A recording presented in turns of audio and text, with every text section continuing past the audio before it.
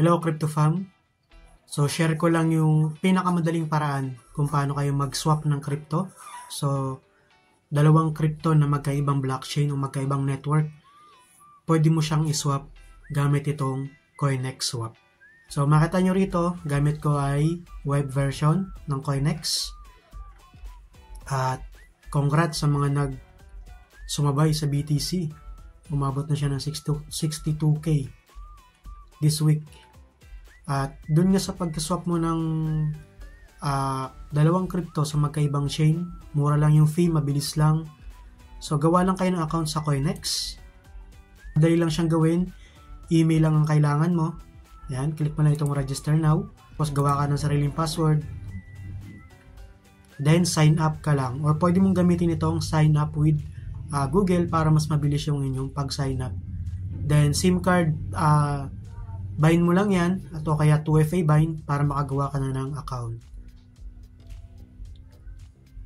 Then once na may account ka na, so ito na yung pinaka-account ko. So punta lang tayo dito, click mo lang yung exchange, yan sa taas.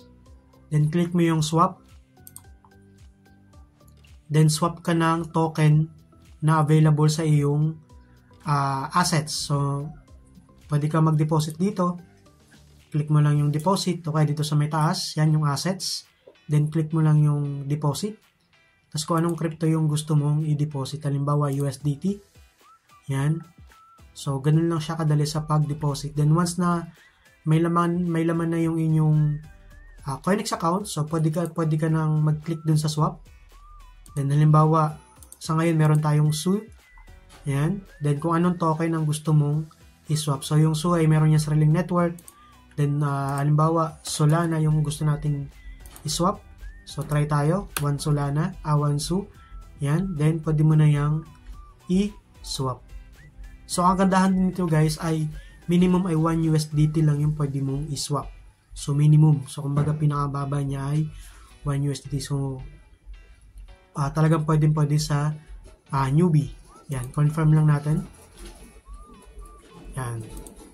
So, nabawasan na siya ng 64. Then magkakaroon tayo ng ito yung pinaka-sol na katumbas ng 1 SU na sinwap natin. And speaking sa newbie, provide itong CoinEx ng kanilang, meron silang newbie zone. So exclusive para sa mga bagong users ng CoinEx. So mag-register lang kayo dito. Diyan sa link, nandiyan sa description. Check nyo lang yung description.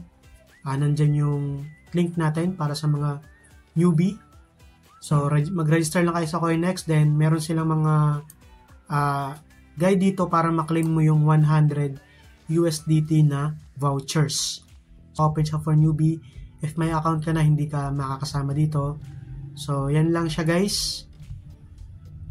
At kung may mga tanong kayo, sali lang kayo sa ating community, CoinEx PH sa Telegram. Search nyo lang CoinEx PH. Meron tayong dyang CoinEx community para sa mga Filipino. CoinEx. CoinEx makes crypto trading easier.